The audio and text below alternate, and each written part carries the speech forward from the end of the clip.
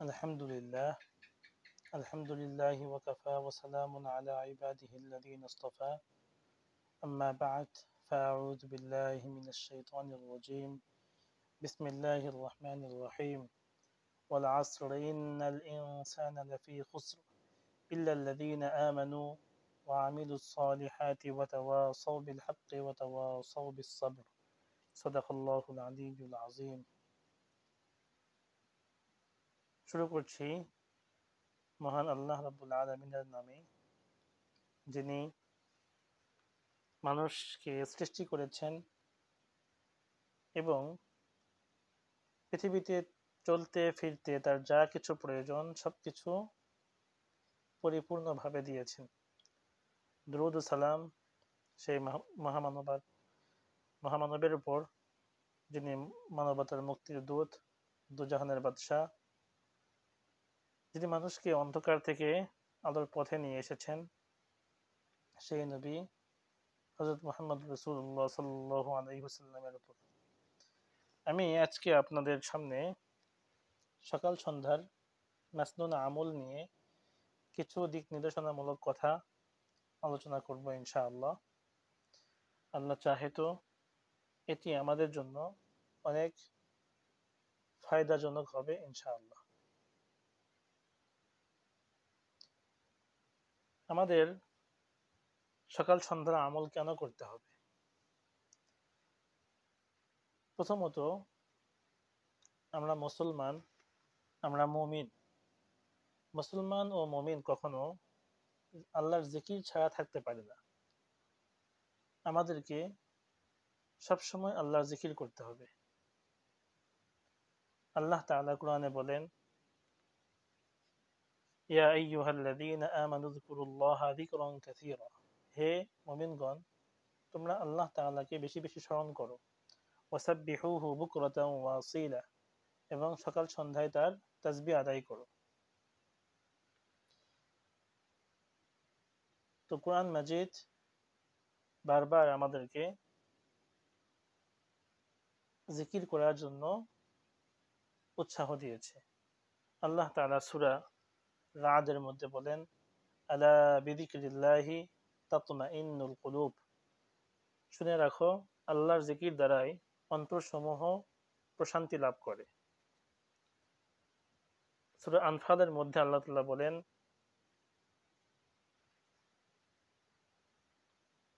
ইয়াসআলুনাকা আনিল আনফাল কুলিল আনফালু লিল্লাহি ওয়ার রাসূল ফাত্তাকুল্লাহা ওয়া আসলিহু যাতা বাইনিকুম ওয়া আতিউল্লাহা ওয়া রাসূলাহু ইন কুনতুম মুমিনিন ইন্নামাল মুমিনুনা আল্লাযীনা ইযা যুকিরাল্লাহু ওয়াজিলাত কুলুবুহুম ওয়া ইযা তুলিয়াত আলাইহিম আয়াতুহু যাদাতুহুম ঈমানা ওয়া আলা রাব্বিহিম ইয়াতাওয়াক্কালুন।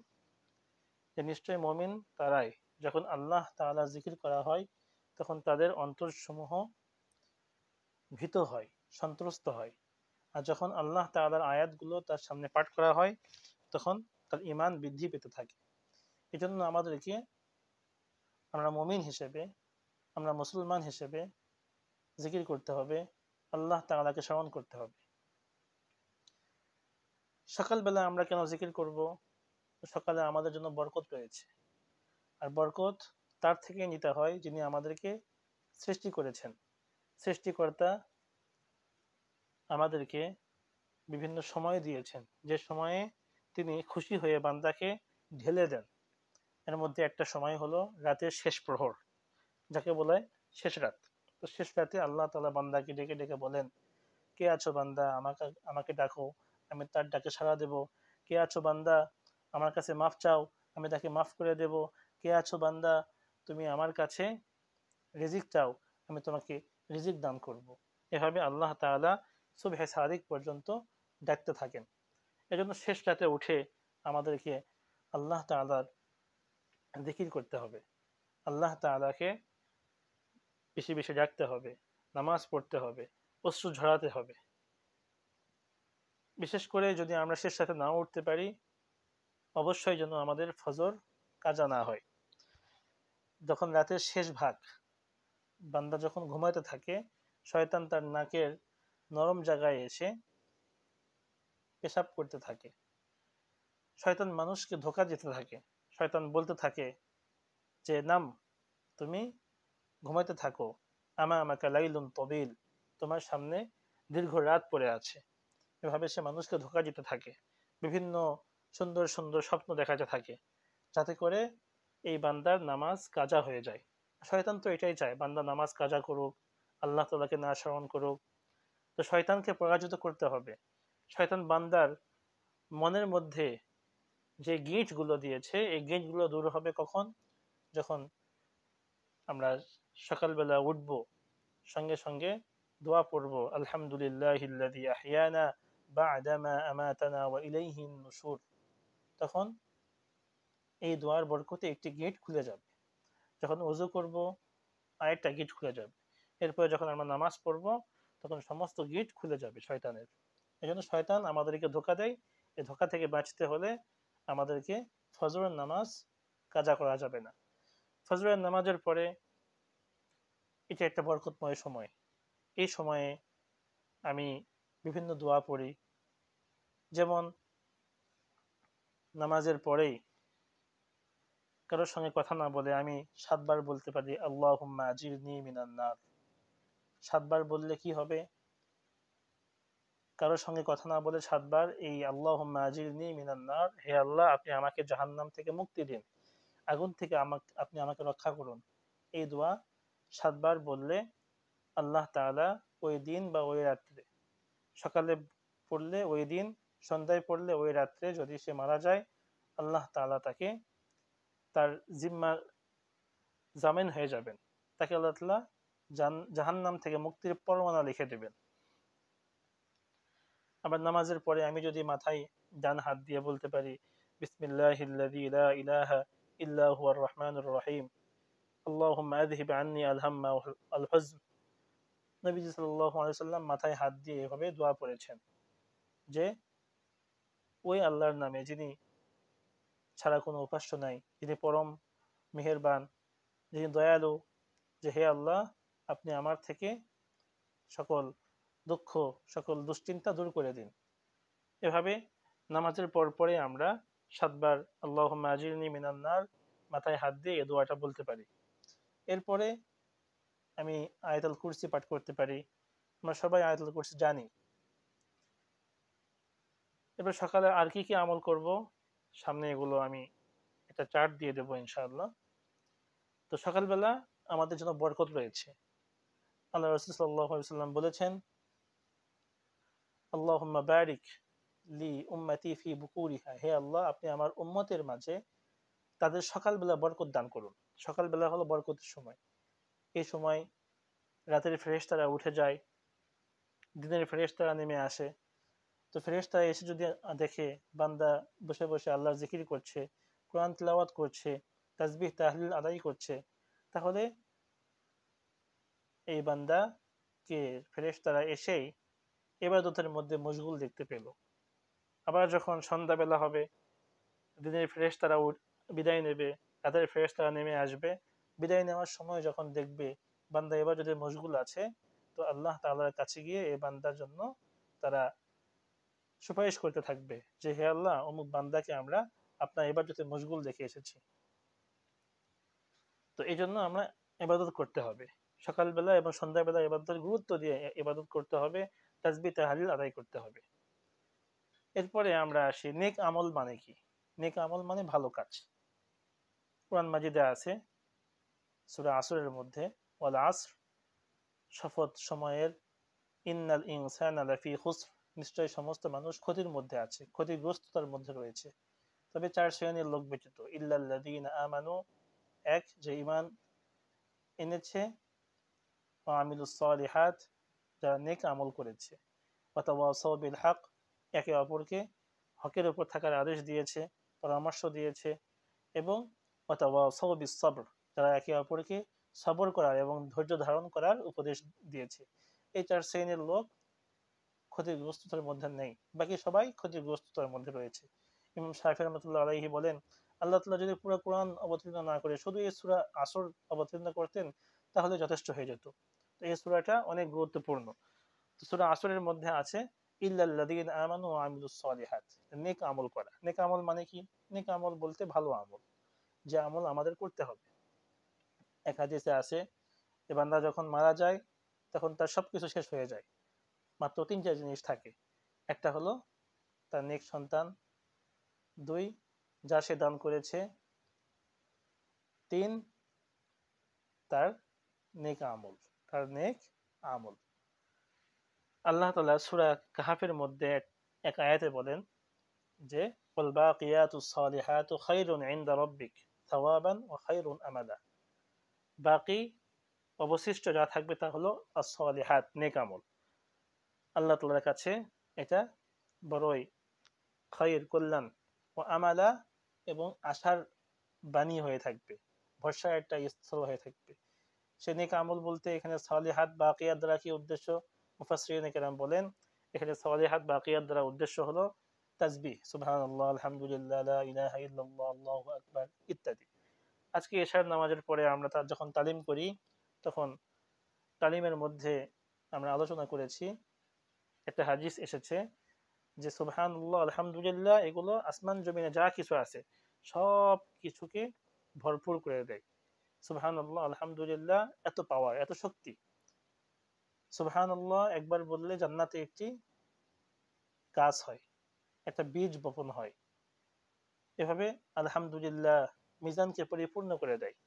মিজানের এক পাল্লাকে পরিপূর্ণ করে দেয় সুবহানাল্লাহ, আরেক পাল্লাকে পরিপূর্ণ করে দেয় আলহামদুলিল্লাহ।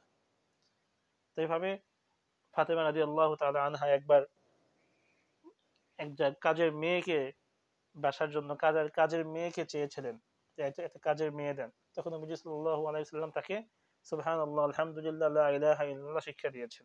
কেন? এগুলো হলো নেক আমল। এগুলো কাজের মেয়ে, বড় বড় অনেক সম্পদ থেকে এগুলো দামি। তো নবীজি সাল্লাল্লাহু আলাইহি ওয়াসাল্লাম আমাদেরকে বিভিন্ন দোয়া শিখিয়েছেন। আর কোরআন তো আমাদের জন্য শিফা। আল্লাহ তাআলা বলেছেন যে ওয়ানুনাজ্জিলু মিনাল কুরআন মা হুয়া শিফা ওয়া রাহমাতুল লিল মুমিনিন। কোরআন আমাদের জন্য শিফা। সূরা ফাতিহাকে তো সূরাতুশ শিফাও বলা হয়।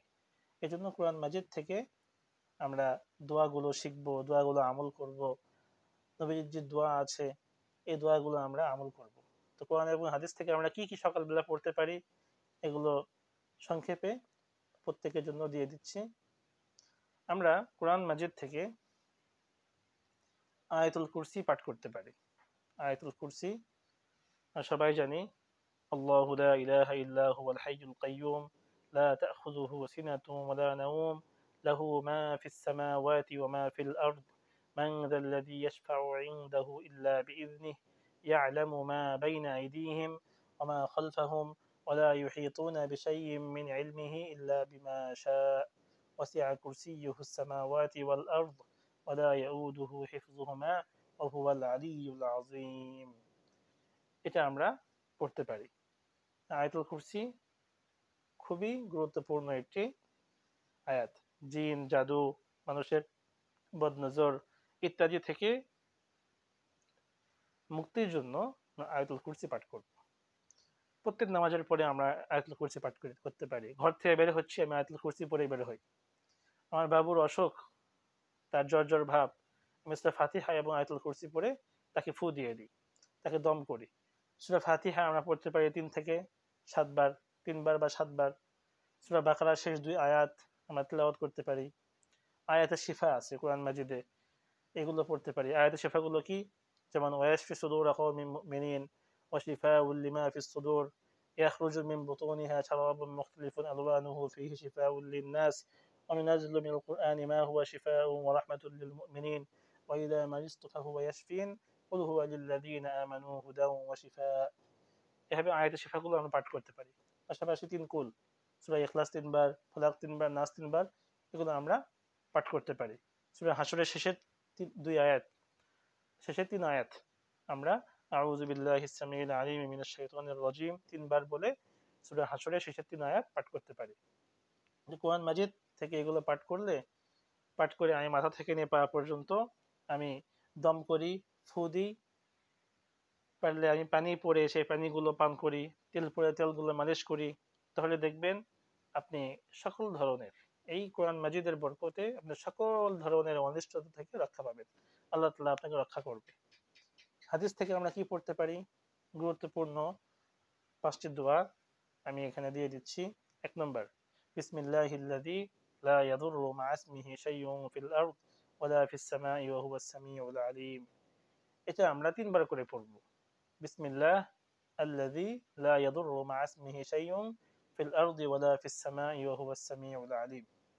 তাহলে শুরু করছি আল্লাহর নামে, যার নাম নিলে পৃথিবীতে হোক আসমানে হোক কোথাও কোনো কিছু ক্ষতি করতে পারে না, আর তিনি সর্বশ্রোতা সর্বজ্ঞাত।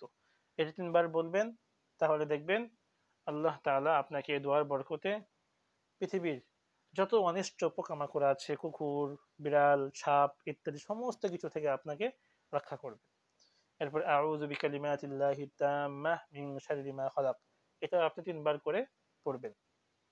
এরপরে আউযু বিকালিমাতিল্লাহি তাম্মাহ মিন কুল্লি শাইতানিন ওয়া হাম্মাহ ওয়া মিন কুল্লি আইনিন লাম্মাহ, যে আল্লাহ তাআলার পরিপূর্ণ কালিমা যেগুলো আছে এগুলোর মাধ্যমে আমি আশ্রয় গ্রহণ করছি শয়তান থেকে এবং সমস্ত বদনজর থেকে। শয়তান থেকে আশ্রয় চাচ্ছি। এবং হাম্মা, হাম্মা বলা হয় মন্দ যে কোনো জিনিস। এরপরে আইনিল লাম্মা, নিন্দুক বদনজর থেকে আমি আশ্রয় চাচ্ছি। এটা আপনি 3 বার করে বলবেন।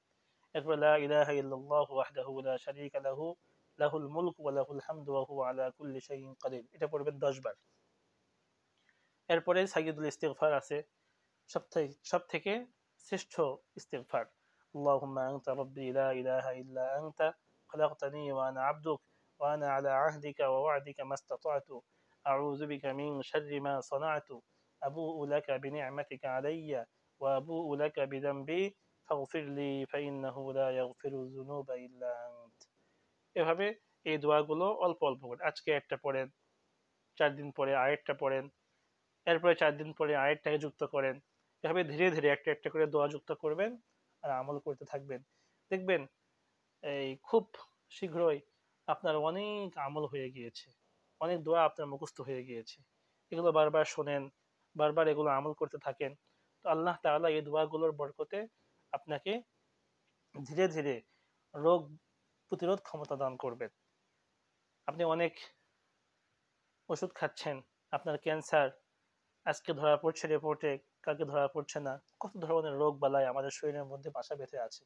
এই রোগ বালাইগুলো দূর হবে যদি আমি সকাল সন্ধ্যার আমলগুলো গুরুত্ব দিয়ে করি। সকালে বেলা আপনি এই আমলগুলো করবেন, ঠিক আসরের পর মাগরিব পর্যন্ত সময়ে অথবা মাগরিবের পর পরে আপনি এই আমলগুলো করতে থাকবেন। তাহলে ইনশাআল্লাহ এই আমলগুলোর বরকতে আল্লাহ তাআলা আপনাকে দুনিয়াতে সম্মান দান করবেন, মানুষের বদনজর থেকে রক্ষা করবেন, জিন জাদুর আসর থেকে আপনাকে রক্ষা করবেন। মানুষ বান মারছে, আজকে এর মন্দ করছে, ওর মন্দ করছে, সমস্ত কিছু থেকে আল্লাহ তাআলা আপনাকে রক্ষা করবেন। এই জন্য আমরা বেশি বেশি দোয়ার গুরুত্ব দিই। আল্লাহ তাআলা আমাদের সবাইকে গুরুত্ব দিয়ে বেশি বেশি সুন্নত এই দোয়াগুলো করার তৌফিক দান করুন। আর আমাদের সব সময় যেন আমরা আল্লাহ তাআলার পাশে থাকতে পারি সে তৌফিক দান করুন। আমিন। ওয়া আখিরু দাওয়ানা আলহামদুলিল্লাহি রাব্বিল আলামিন। আজকের মতো বিদায় নিচ্ছি। সবাই জুমার বয়ান এই চ্যানেল অবশ্যই সাবস্ক্রাইব করবেন, আমাদের সঙ্গে থাকবেন।